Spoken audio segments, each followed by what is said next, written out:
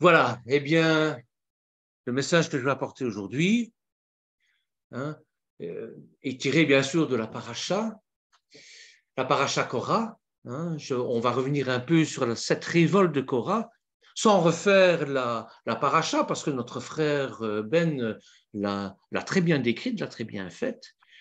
Donc, ce n'est pas le but. Le but, c'est de voir aujourd'hui quel est l'impact de cette pensée, je vais dire, koraïque. Et il n'est pas rare que la lecture de la paracha hebdomadaire fasse écho à une certaine actualité.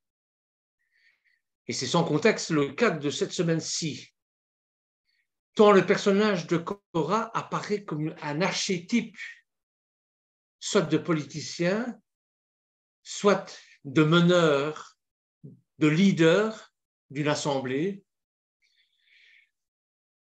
Et c'est l'archétype même du populiste, ce qu'on appelle le populiste, ou de l'humaniste aussi. Je vous donnerai des exemples par la suite. Et notre époque semble être si féconde en ce type de personnage. En effet, si les choses s'étaient déroulées totalement différemment, et si Korah l'avait emporté face à Moïse, face à Moshe, je me suis posé la question. Eh bien, nous aurions été étonnés de lire en conclusion de notre paracha un discours un peu de ce style-ci. Et c'est un discours que l'on rencontre très souvent, surtout en politique, mais aussi dans les assemblées. Alors, je me suis imaginé un peu ce qu'on aurait pu dire.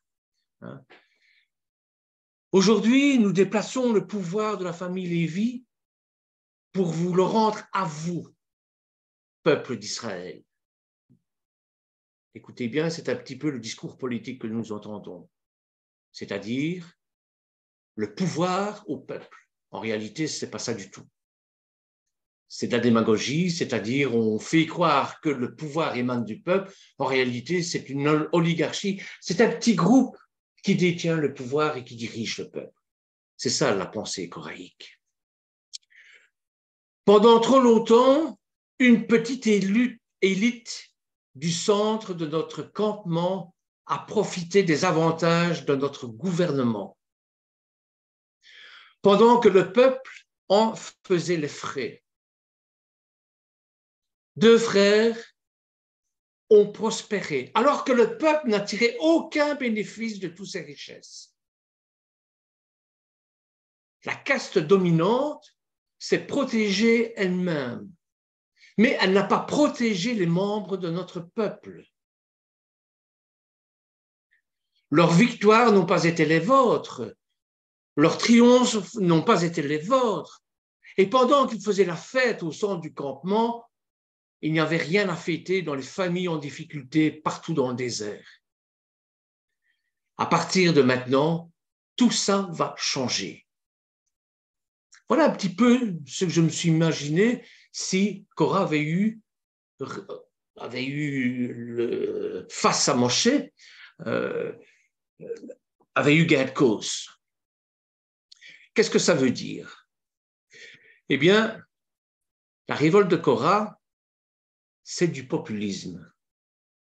Korah ne va pas dire exactement ça. Korah ne va pas dire, voilà, mais ce qu'il va dire, c'est qu'on a privilégié un petit groupe par rapport au groupe.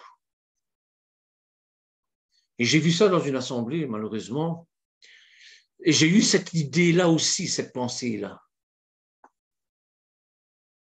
Il y avait le pasteur, il y avait son frère qui était au centre même du noyau qui dirigeait l'assemblée. Il y avait le fils du frère du pasteur qui était enseignant.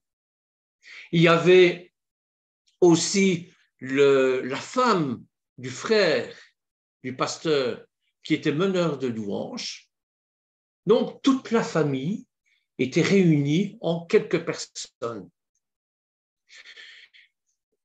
Alors, le drame, ça a été lorsque le pasteur a voulu désigner un assistant pasteur. Le pasteur avait plusieurs enfants. Et il avait éduqué un de ses fils, et tout le monde croyait que c'était lui qui allait être assistant pasteur, puisque les autres faisaient partie de la même famille. D'ailleurs, les fidèles disaient que c'était le clan des Siciliens. Donc, c'est pour vous dire. Hein. Bon. Mais malheureusement, lorsque le pasteur a désigné un assistant pasteur, puisque lui allait prendre sa retraite, eh bien, ça n'a pas été son fils, ça a été quelqu'un d'autre. Et là, ça a été le drame. C'était le drame pour le fils qui croyait être assistant pasteur. Pourquoi choisir un autre alors que tu as choisi tout le monde de la famille et pas moi? Eh bien, c'est ça la pensée thoraïque. C'est ce qu'on appelle du populisme. Le populisme, c'est un anti-élitisme associé à un anti-pluralisme. Ça veut dire quoi? Mais ça veut dire que le peuple doit être dirigé par le peuple et pas par des dirigeants, par des élites. Même si vous les mettez vous-même au pouvoir. Le peuple doit être dirigé par le peuple et non pas par des hommes politiques. Vous voyez? Et c'est un anti-pluralisme. Pourquoi? Parce que dans le schéma Israël, on nous est dit, schéma Israël, Adonai Eloheinu, Adonai Echad. Echad, ça veut dire le pluriel. On est un dans le pluriel. Or là, on est contre ça. On dit non, le peuple doit être un. Et ça se manifeste par la revendication d'un monopole moral, de la représentation populaire. S'ensuit que la critique des élites que l'on attribue communément aux populistes est un critère nécessaire, mais en rien suffisant. Il est insuffisant pour diriger un peuple. Le critère décisif du populisme est la prétention à représenter à soi seule l'intégralité du peuple, envisagée comme étant homologue. Donc, homologue, si c'était le cas dans le schéma Israël, au lieu d'être Erat, on aurait dit Yaït, hein, parce que c'est un, le A, l'unique.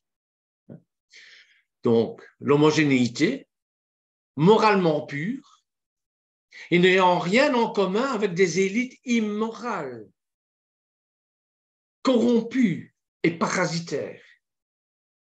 Et c'est un peu ça que Korah veut montrer. C'est pas normal que ce soit Moshe qui dirige le peuple, que ce soit Aaron qui dirige la louange, enfin le culte, tout ce qui est trait au culte. C'est pas normal que ce soit la sœur de Moshe qui soit meneuse de louange. Moi, Korah, je ne suis même pas désigné, je suis le cousin de Moshe. On n'a même pas fait de vote ni rien. C'est pas normal. Vous voyez, ça, c'est la pensée de Korah. Alors, bien sûr, ça existe et ce qu'on appelle aussi communément du favoritisme. Bon, je suis en politique, ben je vais faire rentrer ma femme dans le parti politique, à des fonctions administratives au sein d'une commune, d'une mairie, ou je vais mettre mon petit-fils comme chauffeur, comme mon chauffeur, je vais mettre mon frère à la tête du parti, je vais mettre, et ainsi de suite, et ainsi de suite, et ainsi de suite. Ça se passe aussi dans les églises. Hein. Quels critères semblent donc devoir être réunis pour que l'on puisse parler de ça? Bien, on critique systématiquement les élites. Ils sont tous corrompus, c'est des pourris. Même si c'est vrai. Hein, bon. 2, la prétention d'être le seul à représenter la volonté du peuple. Je parle au nom du peuple. 3, la négation du caractère hétérogène de celui-ci, du peuple. Le peuple n'est pas homogène. Vous avez 36 000 idées. Ça, c'est la démocratie, ça. Et 4, le postulat que le peuple, moral pur, a toujours raison. Il y a une expression en latin qui dit vox populi, vox Dei. La voix du peuple, c'est la voix de Dieu. Korah réunit ces 4 éléments. Et on le voit dans le chapitre 6, dans le verset 6, lorsqu'il dit « C'est bien trop de votre part, toute la communauté. Oui, tous sont des saints, et au milieu d'eux, le Seigneur, et au milieu d'eux est le Seigneur. Pourquoi donc vous érigez-vous en chef de l'assemblée du Seigneur ?» Au mont Sinaï, tout le peuple était présent. Tout le peuple a été déclaré saint. C'est ça l'homogénéité. Et vous venez avec une élite pour nous diriger. Et bien sûr, c'est l'Éternel qui choisit. C'est pas nous. C'est l'œuvre de l'Éternel. C'est pas la nôtre. Voyez?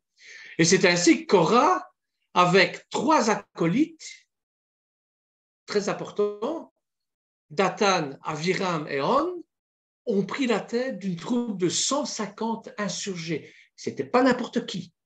C'était de la haute futée. Et vont s'adresser à Moshe et à Aaron tout au début de notre paracha. On voit ça. Évidemment, on explique ça dans un midrash. Le midrash qui explique que Korah a posé la question à Moshe de la manière suivante. Nous savons qu'un vêtement, afin de pouvoir être porté, doit être pourvu de franges, les tzitzit, faites d'une laine d'azur, la teshlette, à chaque coin. Mais qu'en est-il d'un vêtement qui serait entièrement fait de la laine d'azur? Un vêtement qui serait complètement fait de laine d'azur, c'est-à-dire en bleu. Notre frère Ben nous l'a très bien expliqué à Shabbat. Eh bien, même si le vêtement est complètement bleu, il faut quand même ces franges-là. Vous pouvez avoir une bibliothèque comme une grande bibliothèque avec tous les livres saints. Vous devez quand même avoir la Torah. Vous voyez? C'est ça le problème. Alors, le problème, nous retrouvons ici nos 4 critères, la critique des élites. C'est-à-dire Korah critique Moshe et Aaron. D'ailleurs, on dit que Moshe est tombé la face par terre, tellement que c'était gros. Prétention d'être le seul à représenter la volonté du peuple, bien que cette prétention n'apparaisse pas explicitement dans les propos de Korah. Elle semble constituer une prémisse dans son discours, une suggestion.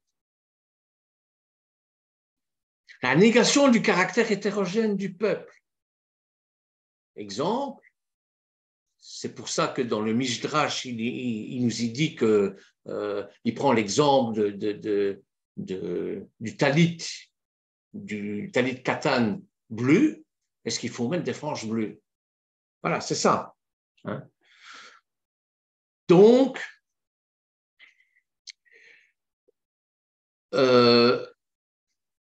cette prétention, donc la négation du caractère hétérogène du peuple, le vêtement fait uniquement de laine d'azur, et le postulat du peuple moralement pur.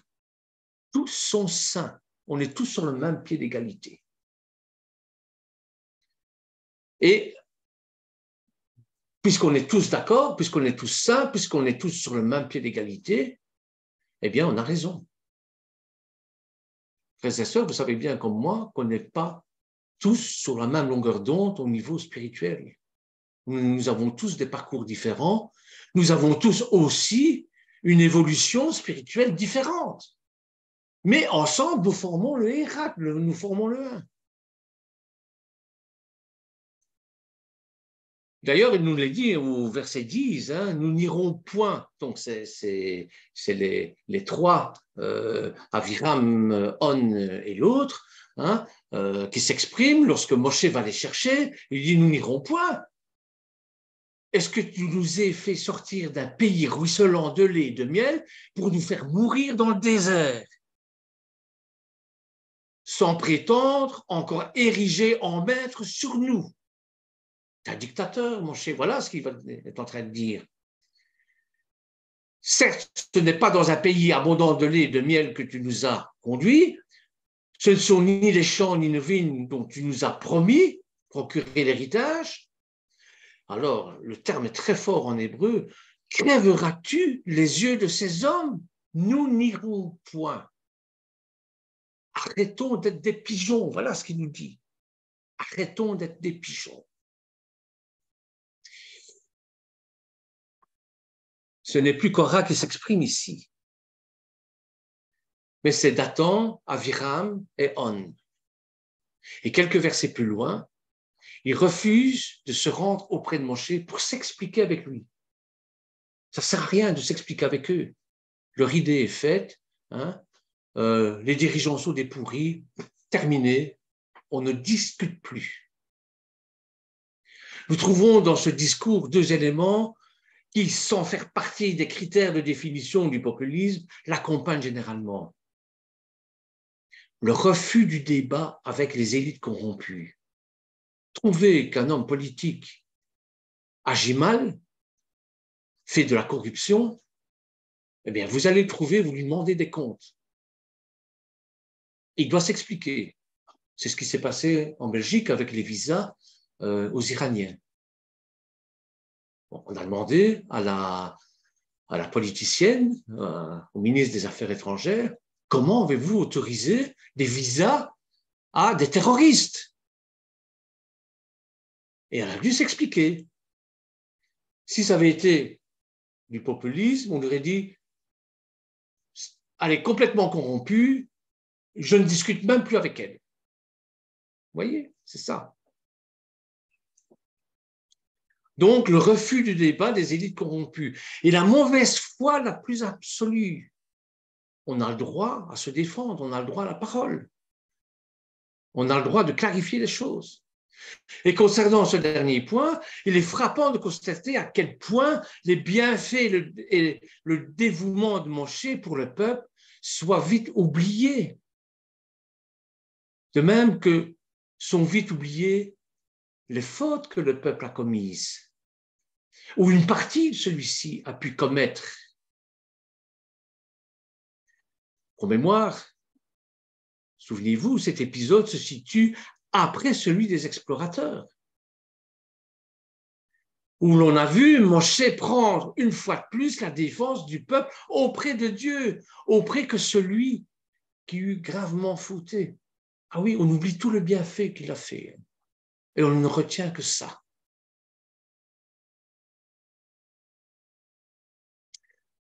Heureusement que les fils de Korah, parce que Korah, ce sont les Korahites, font partie des Mérarites, qui sont des meneurs de louanges. Donc, ils ont écrit, ils ont composé des psaumes.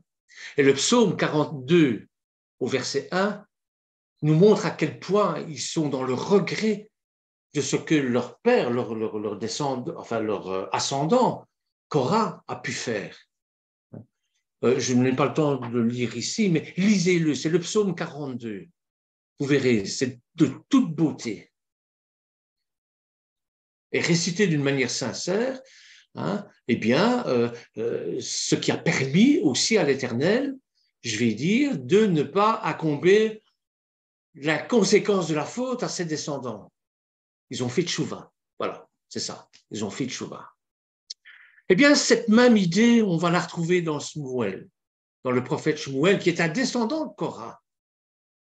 Lorsque le peuple, souvenez-vous, va lui demander à Shmuel de lui donner un roi, de lui donner un guide, Shmuel a cette pensée-là de Korah. va leur dire, mais non, vous n'avez pas besoin d'être dirigé par un roi, par un dirigeant, par un président, par n'importe qui. Vous avez l'Éternel avec vous, vous n'avez pas besoin de roi. Et l'Éternel va dire à Shmuel, tu leur donnes ce qu'ils demandent, tu leur donnes un roi pour les diriger. Et malgré qu'il est contre, Shmuel va s'incliner et va leur donner un roi qui va être Saul. Voyez? Donc, cet esprit de Korah est toujours là. Alors, c'est étonnant parce que Korah, c'est quand même une révolte. Et il porte le nom d'une paracha. C'est quand même étonnant, ça. Donner son nom, alors qu'on est révolté, à une paracha. Mais c'est parce que l'idée de Korah va faire son chemin et c'était trop tôt pour l'universalisme, mais on en parle encore aujourd'hui. Et cet universalisme porte un autre nom, bien sûr. Parce que la pensée de Korah est l'archétype de la critique du nivellement. Tout le monde est sur le même pied d'égalité. Et Korah est celui qui refuse la hiérarchie au sein du peuple d'Israël. Et Shmuel va reprendre ça. Son idéologie est que toute l'assemblée est sainte. Donc, il n'a aucune raison de mettre quelqu'un à la tête de l'assemblée. Dans certaines assemblées chrétiennes, j'entends ça. Il n'y a pas de dirigeant, il n'y a que le petit groupe, les anciens, qui dirigent la communauté. Non, je suis désolé, si on a choisi un pasteur, un rabbin, eh bien, généralement, ça ne se fait pas comme ça. Hein, ça se fait sous forme de prière et ça se fait selon la révélation de l'Éternel. Lorenzo a été choisi sous base de la révélation de l'Éternel. D'ailleurs, personne ne s'attendait à ce qu'il soit rabbin, enfin, à ce qu'il soit pasteur d'une assemblée. Mais ça s'est fait sous forme de prière, etc. Après, bien sûr, il y a eu des dérives, pas venant de lui, mais dans une assemblée, il y a quand même, je vais dire, un groupe qui travaille. Parce que c'est comme Yitro. Yitro et Moshe. C'est-à-dire qu'on ne peut pas tout faire seul, c'est impossible. C'est un travail d'équipe. La construction du royaume de Dieu, c'est un travail d'équipe. Mais quand l'équipe ne veut plus travailler avec vous, pour les mêmes raisons qu'Korah, alors là, le rabbin ne sait plus rien faire, le pasteur ne sait plus rien faire. Ne sait plus faire avancer la communauté sur les voies de l'Éternel. C'est impossible. Il n'y a plus qu'une seule chose à faire, c'est à démissionner. À démissionner et, bon, pour continuer dans l'œuvre de Dieu, bien sûr. Vous voyez? En Galates 3, et c'est ça la pensée coraïque aussi, elle a été reprise par Paul dans Galates 3. Mais du temps de Korah, c'était beaucoup trop tôt. Et voici ce qu'il nous dit en Galates 3, verset 27. Vous tous qui avez été baptisés en Mashiach, vous avez revêtu Christ. Il n'y a plus ni juif, ni grec. Il n'y a plus ni esclave, ni libre, ni homme libre. Il n'y a plus d'homme, il n'y a plus de femme. Car tous vous êtes en Yeshua Mashiach.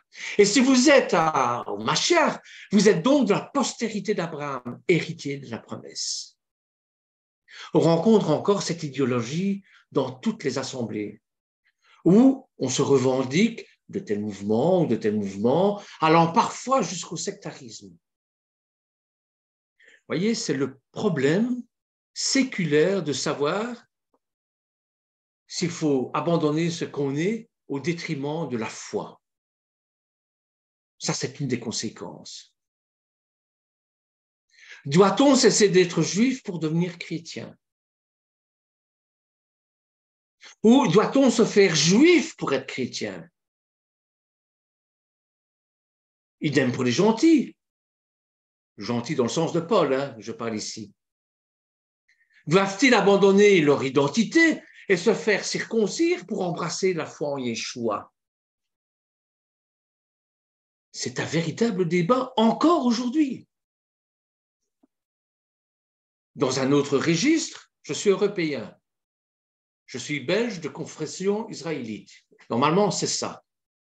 Et mon identité religieuse, c'est juif messianique.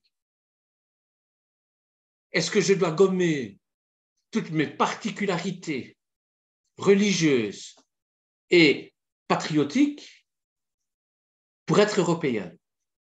Donc, je suis européen. Mon stéréotype, c'est quoi? Comme belge, on mange des steaks frites salades. Les Italiens mangent des spaghettis. Les Espagnols mangent de la paella.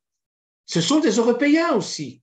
Est-ce qu'ils doivent arrêter de manger de la paella, de manger de steak frites salades, de manger des spaghettis, parce qu'ils sont Européens et avoir une nourriture européenne? Mais bien sûr que non. Bien sûr que non. Et dans la foi, c'est pareil. Si vous êtes pentecôtiste, restez pentecôtiste. Si vous êtes baptiste, restez baptiste. Si vous êtes catholique, restez catholique. Si vous êtes juif messianique, restez juif messianique. Sous le terme, sur le terme chrétien, on met tout. Mais nous avons des identités religieuses différentes. C'est Adonai Erat, c'est le Erat, le pluralisme, la pluralité. Sinon, dans le schéma Israël, on aurait dit Adonai Yaït et pas Erat. Enfin, pour ceux qui font un peu d'hébreu, ils savent de quoi je parle. Alors, il y a un autre mouvement, on n'a plus appelé ça populisme, ni démagogie, ça c'est des noms savants. Il y a un mouvement qui est toujours la pensée de Korah, qui est l'œcuménisme. Ça vient du grec. L'œcuménisme. L'œcuménisme, c'est quoi? Regardez comme c'est subtil, comme c'est fallacieux et subtil. L'œcuménisme, c'est un effort organisé visant à développer la coopération et l'unité entre chrétiens. On nous parle d'unité, on nous parle de coopération, alors que toutes les religions puissent se mettre ensemble, toutes les religions chrétiennes puissent se mettre ensemble, prier d'un même cœur, etc., etc., etc. C'est toujours la pensée de Korah, ça. Le conseil œcuménisme, parce qu'il y a un conseil œcuménisme, des églises représentent l'œcuménisme au niveau international. Et voici comment il décrit la mission. C'est bon de savoir ça. Le conseil œcuménique des églises est une communauté fraternelle, écoutez bien, comme c'est subtil, est une communauté fraternelle d'églises qui confesse le Seigneur Jésus-Christ comme Dieu et sauveur selon les Écritures et s'efforce de répondre ensemble à leur commune vocation pour la gloire d'un seul Dieu. On gomme toutes nos différences. Cette communauté d'église est sur la voie de l'unité visible et une seule foi, une seule communauté exprimée dans le culte et la vie commune en Yeshua, en Mashiach. Elle s'efforce de progresser vers cette unité, tout comme Yeshua a prié pour ses disciples afin que le monde croie. C'est dans Jean 17, verset 21. Un document intitulé « Évangélique et catholique » ensemble. Ça, c'est du œcuménisme. La mission chrétienne du 3e millénaire, qui a été publiée en 1994, avec l'adhésion des représentants influents du christianisme évangélique et catholique, et un autre exemple d'œcuménisme. D'une manière plus large, cette pensée de Korah, cet œcuménisme, puisqu'on en parle, dans chaque confession on en parle, Cet œcuménisme peut être défini comme un mouvement qui va promouvoir l'unité des religions mondiales par une plus grande coopération. Frères et sœurs, entre nous, est-ce que vous pensez qu'un prêtre chrétien, catholique, orthodoxe ou maronite, n'importe, pourra, par exemple, inviter un imam musulman à s'exprimer en chair de vérité? Sincèrement. Ou une église pourra-t-elle participer à un culte de prière commun avec des bouddhistes, avec des hindouistes? Sincèrement. L'œcuménisme ainsi défini est clairement erroné. Nous ne pouvons pas former un attelage disparate avec des incroyants, avec des gens qui ne sont pas de la même foi que nous, avec des gens qui ont des problèmes au niveau doctrinal. Est-ce que vous pensez qu'on peut s'associer avec quelqu'un qui ne croit pas en la divinité de Yeshua? Or, il y a des juifs messianiques qui affirment que Yeshua n'est pas Dieu. La collaboration est impossible. Est-ce que vous pensez que je vais pouvoir aller prier avec ma belle-sœur qui prie les saints? C'est impossible, je ne peux pas faire ça.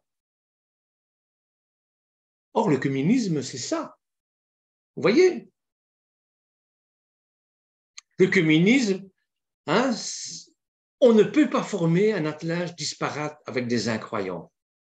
2 Corinthiens, chapitre 6, verset 14. Je ne l'ai pas inventé, je l'ai pris dans la Bible.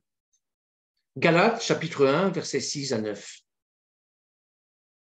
Il n'y a rien de commun entre la lumière et les ténèbres. On ne peut pas s'associer avec des non-croyants. Je vais vous raconter c'est pas une anecdote, c'est ce que j'ai vécu il y a quelques années d'ici. Il y avait des Afghans réfugiés en Belgique dans une église, l'église Sainte-Catherine à Bruxelles. J'ai un de mes amis athées, un avocat, il vient me trouver, il me dit tu es croyant, est-ce qu'on ne pourrait pas s'associer pour venir en aide à ces gens-là? Une fois par semaine, le dimanche matin, on va leur faire à manger parce que ce sont des frères comme nous et bon. Je respecte cet homme-là pour son humanisme. C'est très bien. Je dis non. Il dit, mais enfin, tu es chrétien et tu n'adhères pas à ce que je dis. J'ai dit non, moi je veux bien à une seule et unique condition. C'est pas parce que ce sont mes frères. D'ailleurs, la plupart sont des musulmans. Mais ce que je veux, c'est pouvoir parler de Yeshua avec eux. Alors je veux bien les aider. Je veux bien aller. Mais si cette condition-là n'est pas respectée, tu cherches quelqu'un d'autre. Je ne peux pas m'associer à toi avec ça. Enfin, c'est quand même nos frères. Si tu étais dans leur situation, si tu souffres, tu serais quand même bien content. Et dans les évangiles, il nous est dit, vous m'avez donné, j'avais faim, vous m'avez donné à manger, j'avais soif, vous m'avez donné à boire, j'étais nu, vous m'avez vêtu. Je dis oui. Oui, c'est vrai, c'est indiqué, mais ne détournons pas la parole. À qui c'est adressé? À des gens de même foi. Or, tu n'as même pas la foi, tu fais ça par humanisme. Mais ça, c'est la pensée de Korah. Vous voyez? Regardez en 2 Corinthiens chapitre 6, je l'ai pris, verset 14. Ne vous mettez pas avec des infidèles sous un joug étranger. C'est ce que je viens de vous expliquer là avec mon ami. Car quel rapport y a-t-il entre la justice et l'iniquité? Ou qu'y a-t-il de commun entre la lumière et les ténèbres? Quel accord y a-t-il entre Christ et Bélial? Ou quelle part a le fidèle avec l'infidèle? 2 Corinthiens chapitre 6, verset 14. Galates chapitre 1, verset 6 à 9. Regardez, c'est pareil. Je m'étonne. Oui? Oui, je voulais poser une question. Mais j'ai bien compris le truc écuménique. mais je suis d'accord à moitié, dans le sens où je pense que la chose sage, vu que mondialement, c'est les catholiques qui sont en plus grande majorité, c'était de vouloir réunir les autres, comme tu as expliqué, avec, ou pour objectif, on avait juste Yeshua, enfin, comme tu l'expliquais. Il fallait exclure en fait les musulmans, les bouddhistes, mais pas parce qu'on ne les aime pas, simplement parce qu'ils n'appartiennent pas à notre vision, parce qu'en fait, qu'on soit catholique, qu'on soit évangélique ou juif messianique, on a quand même tous la même vision, le même amour du moins. Après, malheureusement, c'est parce que dès le début, ça a été bafoué. Enfin, après les premières 200 ans, tout a été manipulé, non? Donc, le résultat, c'est ça, c'est l'homme qui a créé toutes ces barrières. Mais, d'un autre côté, tu l'as bien expliqué, l'exemple avec ton ami, mais cette pensée que tu as ressentie comme ça, elle va contre l'idée même du bon samaritain, qui, justement, ou bien la femme du puits, je ne me rappelle plus d'où elle était, qui s'est convertie parce que justement, parce qu'elle n'était pas Yeshua et le bon samaritain non plus. Donc, c'est justement, je crois que c'est pas qu'il faut, peut-être que je me trompe, attention, mais c'est ce que je ressens et c'est en le mettant en pratique, on dit dans la pratique, que je me rends compte que, parce que moi-même, j'ai plein d'amis musulmans, et puis au début, c'était dans ma tête, non, moi je suis juive islamique, je vais pas, eux ils sont là, on ne peut pas prier ensemble, mais en fait, c'est le départ, quoi, de dire, tu les laisses dans leurs pensées, dans leur truc, mais après, petit à petit, comment dire, ton cœur, si dans ton cœur, c'est clair que ton objectif, et si tu es ferme, si ton cœur il est ferme, ben, tu ne vas pas chavirer. Et après, c'est à toi d'amener l'autre à Yeshua d'une certaine façon. Mais on ne peut pas non plus, parce que sinon, c'est pour ça qu'il y a, ça se finit en guerre. C'est vraiment comme, parce que chacun a son opinion. On est tous certains que ce que nous, on pense, là, c'est l'ultime vérité, que les autres, ils sont dans le tort. Je ne vous vois plus. Ah, voilà. Donc, voilà, c'est ça que je voulais te demander. Comment tu expliques l'exemple du bon samaritain par rapport à ce que tu viens de dire et comment faire vu qu'on se retrouve tous dans des situations compliquées. Donc, moi, par exemple, je vais à l'église, je vais à l'église parce qu'hier, c'était la crise, comment on appelle ça, la grande communion de ma nièce. Bon, je n'ai pas récité truc Vierge Marie, tout ça, mais quand je priais, ben, quand je dis priais sans nommer des saints, je disais Amen. C'était parce que le message du prêtre, même si c'était un évêque, même si il l'appelait excellence, tout ce que tu veux, mais ce qu'il disait, c'était propre, c'était l'amour, Dieu c'est amour, Dieu il a aidé pendant 40 ans de sa vie, il a sauvé des gens de la rue, des toxicos et tout ça. Donc, disons que c'est, comment on dit, c'est le vêtement, non, qui reflète, qui est pas conforme, mais son cœur, il est conforme à Dieu. Tu comprends ce que je veux dire? Oui, oui, bien Voilà. sûr. Bien Alors, sûr. comment tu expliques l'exemple du bon samaritain? Parce que le bon samaritain, ça va, c'est dans l'autre sens, quoi. On nous explique que les autres, ceux qui sont du même culte, ben, ils n'ont même pas regardé. Enfin, ceux qui Oui, devraient comprendre. oui, par amour du prochain. Bon, oui, les Samaritains, c'était quand même des Juifs, hein. Ça, c'est déjà une chose. Donc, ils avaient les mêmes croyances que les Judéens. À part que, bon, c'est un peu comme, je vais dire, les Samaritains et les Judéens, c'est un peu comme dans le christianisme, c'est un peu comme les catholiques et les protestants. Ah, ok. Voilà. Donc, ou alors, si on veut plus loin, aller plus loin, c'est un peu comme les juifs et les chrétiens. C'est-à-dire que le catholicisme est au christianisme ce que les samaritains étaient au judaïsme. Bon, je ne dis pas maintenant qu'il ne faut pas aimer son prochain et qu'il ne faut pas venir en aide, c'est pas ça. Mais il y a des choses qu'il est interdit par conviction de faire. Je ne peux pas m'associer à quelqu'un qui ne croit pas pour prier l'Éternel. Et c'est ça que les Écritures nous disent. Je ne peux pas et croire que par ma position d'être avec lui, il va venir à ma foi.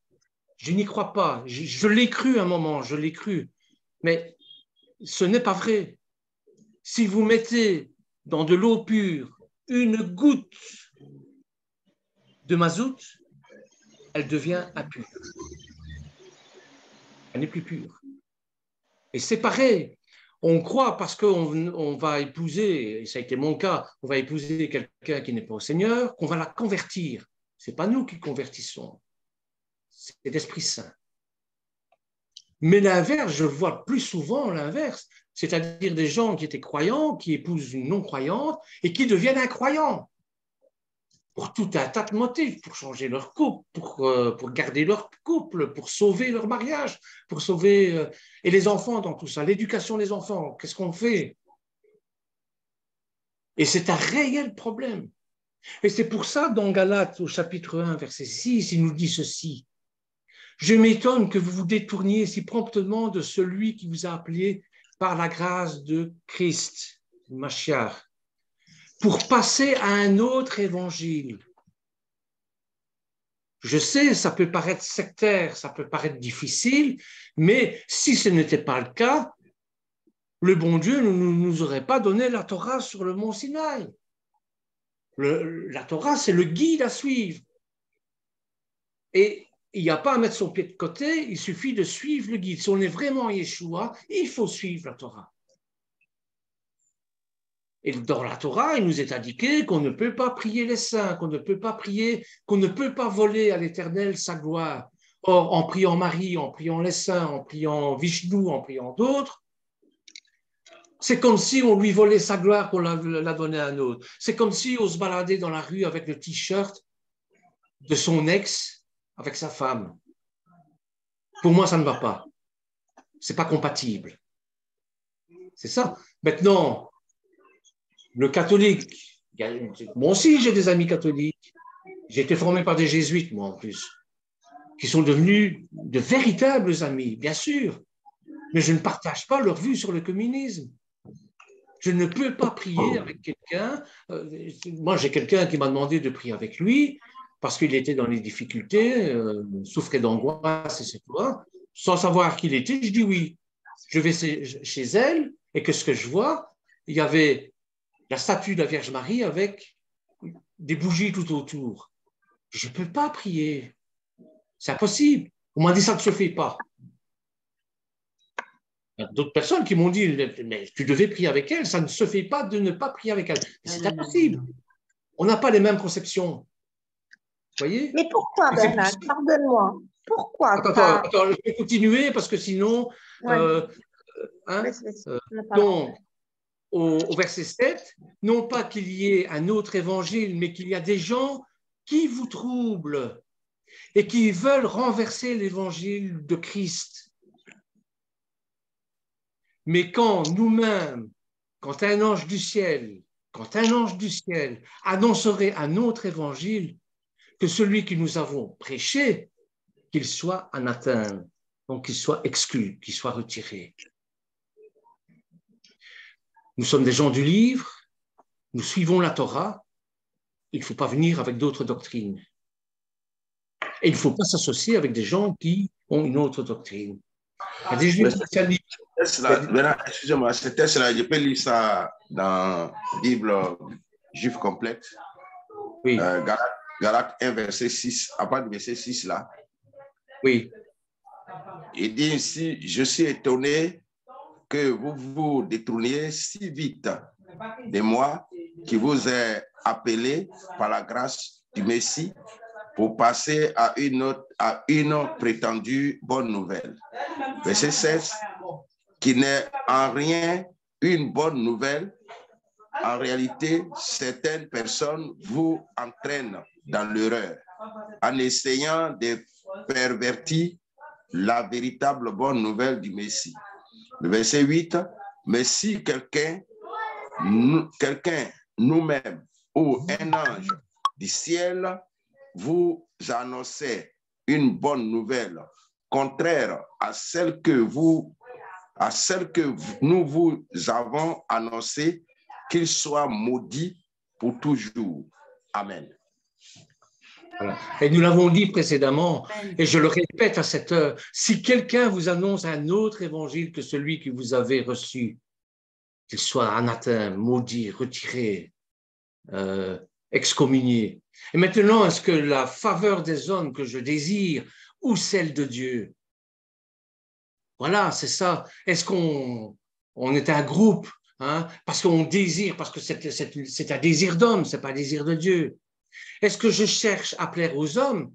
Et si je plaisais encore aux hommes, je ne serais pas serviteur de Yeshua. Voilà ce que Paul nous dit en Galates 1-2. Hein? La définition de l'œcuménisme, c'est un effort visant à développer l'unité entre chrétiens. La question est cruciale, mes frères et sœurs. Cet œcuménisme est-il juste et est-il biblique? Devons-nous collaborer avec d'autres chrétiens au niveau local, national ou international? C'est une deuxième question qu'il faut se poser. La réponse n'est pas tranchée. L'unité des chrétiens authentiques est évidente et c'est évidemment très important. Et je vous conseille à lire le psaume 133 ou Jean 17, 22, hein, qui répond en partie à cette question. Mais comment réagir face à ceux qui se disent chrétiens tout en niant des événements fondamentaux de notre foi? Comment voulez-vous que je puisse m'associer avec un juif messianique qui ne croit pas à la divinité de Yeshua, alors que pour moi c'est clair et net, puisque c'est en toutes lettres dans les Écritures? On ne peut pas répondre qu'au cas par cas, bien sûr.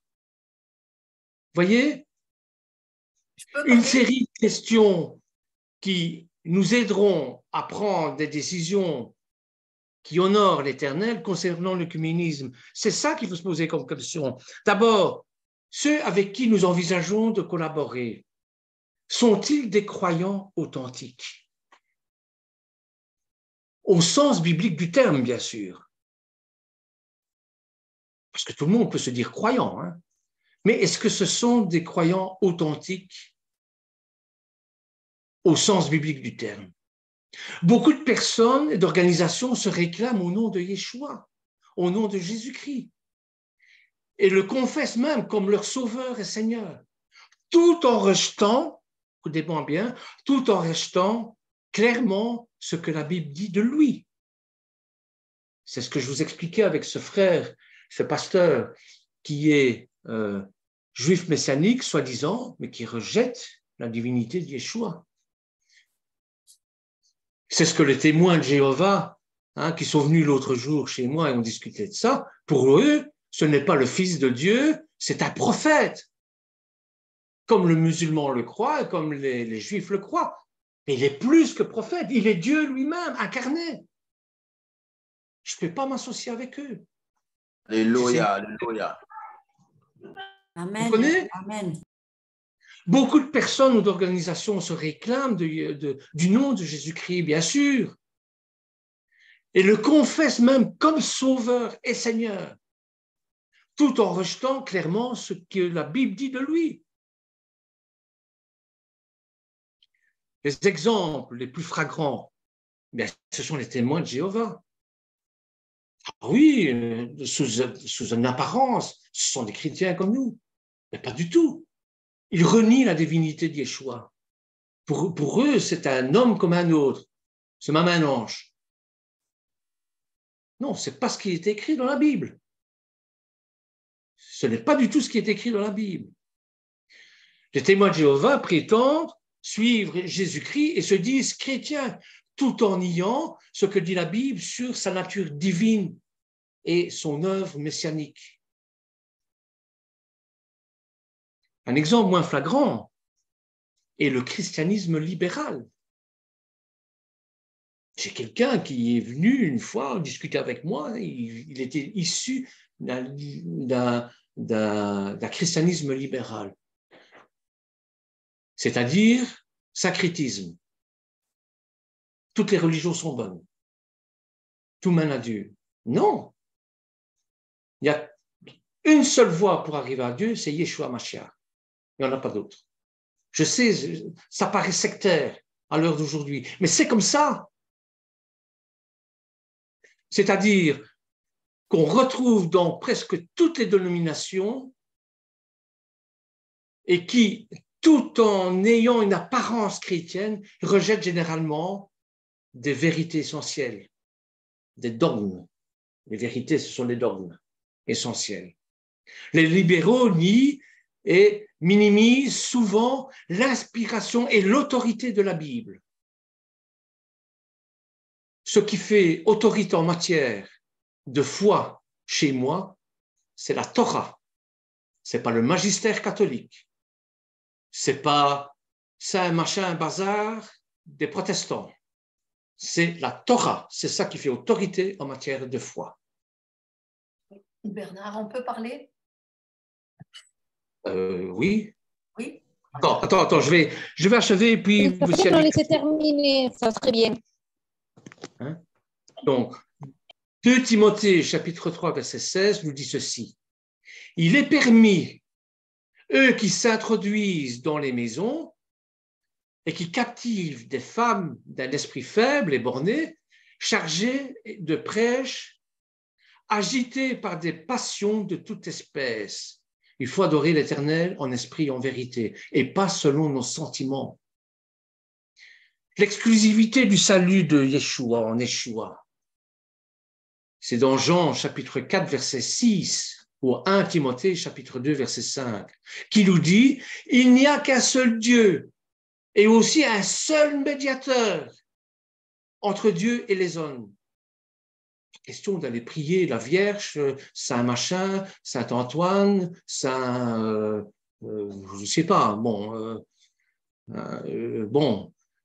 voilà, il n'y a qu'un seul Dieu, un seul médiateur entre Dieu et les hommes, Yeshua HaMashiach, c'est lui le seul médiateur. Et lui-même le dira, je suis la vérité, je suis le chemin et je suis la vie. Nul ne vient au Père que par moi. Voyez, notre dépendance totale de la grâce de Dieu pour notre salut sans les œuvres humaines. Or, il y a beaucoup de confessions qui croient que parce qu'elles font des œuvres humaines, vont directement au paradis. Mais ce n'est pas vrai. Les œuvres humaines ne sont que le reflet de votre foi. Si vous croyez en Yeshua, eh bien, vous devez faire des œuvres humaines en fonction de la foi que vous avez. Mais si je suis gentil, pour prendre l'exemple des Afghans de tout à l'heure, par humanisme, je vais leur venir en aide, eh bien, au niveau des yeux de Dieu, ça ne compte pas, puisque je n'apporte pas, je n'apporte pas le salut par Yeshua. Vous voyez?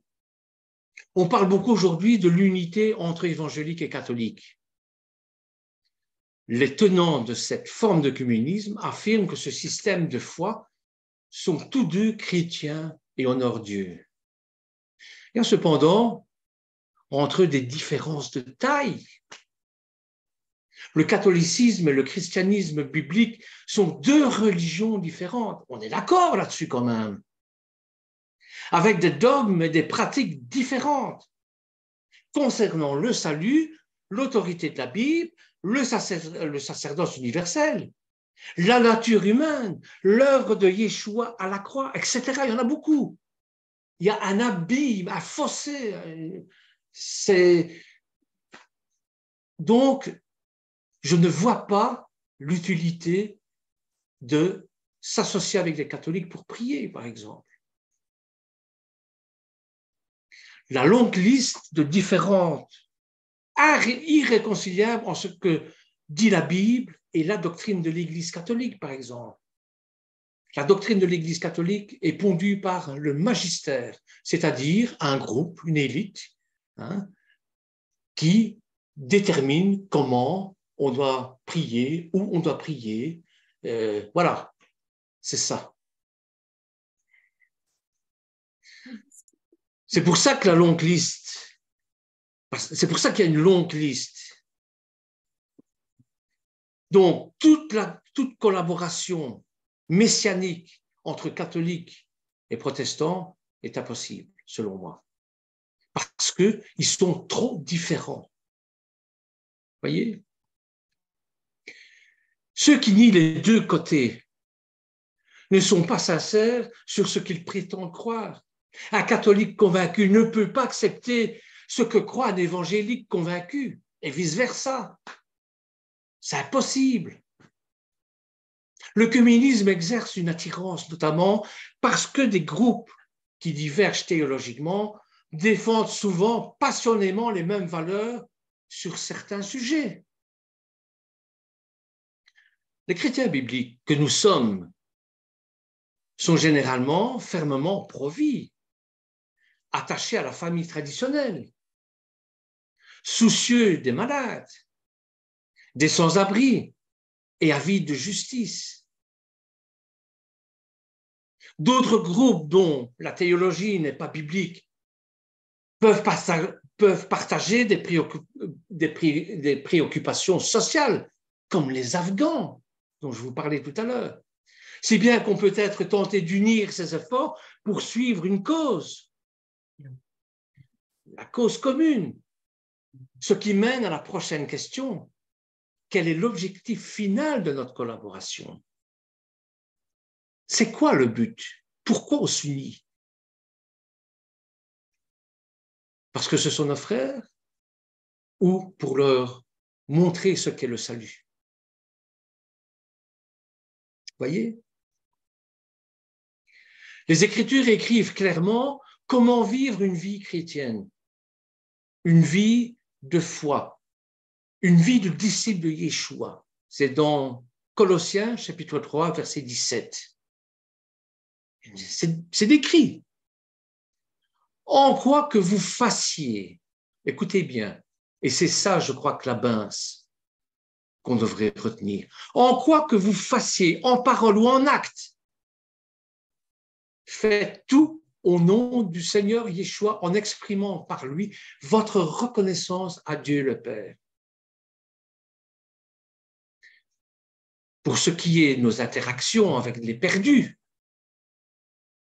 bon, c'est ceux qui ont perdu la foi. Ceux qui ne l'ont pas, bon, il faut justement prier pour qu'il ait. Mais ceux qui ont perdu la foi, parce que ça existe, à cause de toute une série d'événements. La foi qui n'était pas bien ancrée, alors bon, les vicissitudes de la vie font en sorte que vous pouviez perdre la foi. Parce que vous êtes entouré dans un monde incrédule, dans un monde athée, vous avez seul la foi. Ben, croyez-moi qu'avec l'usure, ils vont arriver à ce que vous perdiez la foi, si elle n'est pas bien ancrée. Vous voyez? En Matthieu, chapitre 5, verset 16, voici ce qu'on nous dit. Que de la manière, votre lumière, la lumière de la Torah, la lumière de Yeshua, qui est l'homme Torah, brille devant les hommes afin qu'ils voient votre belle manière d'agir et qu'ainsi ils célèbrent la gloire de votre Père céleste. En Matthieu, et après j'arrêterai là, Matthieu chapitre 28, versets 18 à 20, et en 1 Corinthiens chapitre 2, verset 2, eh bien, ils font de l'Évangile notre première priorité. La Bessora Tova, la bonne nouvelle, vous êtes sauvés. Tout ce que nous faisons doit être pour honorer et glorifier Dieu. Nos bonnes œuvres doivent briller dans un monde perdu, qui demeure et auquel nous devons apporter le message de la Bessora Tova, de la bonne nouvelle. du salut, ce message qui transforme la vie. Apporter de la nourriture, c'est très bien, mais changer la vie par la Roua Kodesh, c'est ça le but. Témoigner de la mort, de la résurrection de Yeshua rend gloire à Dieu et c'est ce que devrait motiver nos interactions avec le monde. Vous voyez? Je sais bien, c'est un sujet compliqué, c'est un sujet très difficile, l'œcuménisme. Mais attention, c'est tellement séduisant. Pour chaque initiative œcuménique, nous devons demander si elle contribue à cet objectif, le salut.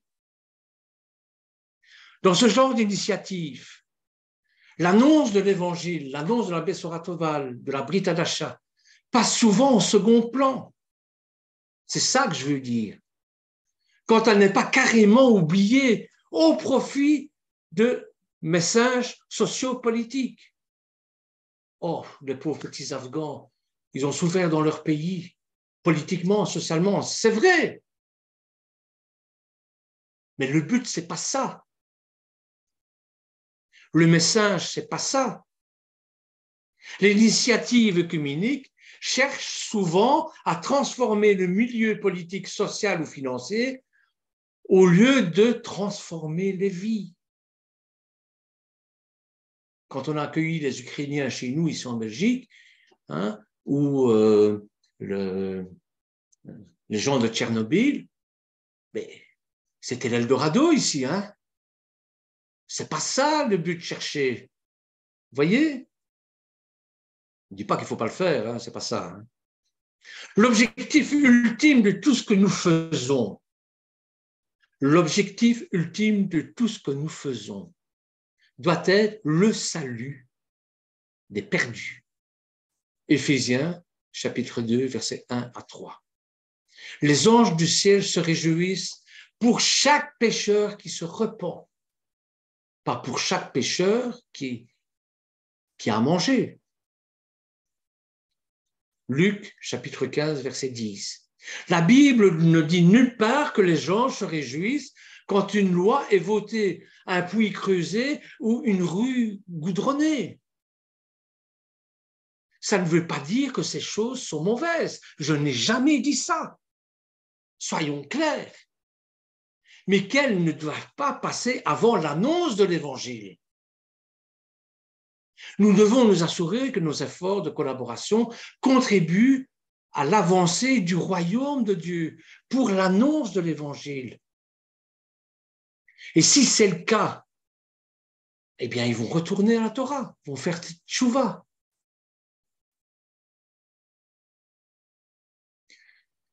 Pour conclure, devons-nous collaborer avec d'autres églises ou groupes chrétiens? Et la réponse est oui. Bien sûr que oui. Tant que cela n'implique pas de compromis doctrinal. Tant que ça n'implique pas de compromis doctrinal. Aucun compromis. Yeshua est Dieu. Pas de compromis. On ne prie pas, on ne fait pas d'idolâtrie. On ne prie pas la Vierge, on ne prie pas les saints. On ne prie pas les anges. La moralité décrite dans la Torah, dans le Lévitique et dans les autres chapitres, la moralité, on ne fait pas des mariages pour tous. On ne marie pas deux hommes ensemble, deux femmes ensemble. Ça, c'est la destruction de la cellule familiale. C'est antibiblique. Vous voyez? On ne peut pas s'associer avec ces gens-là. Mais oui, on peut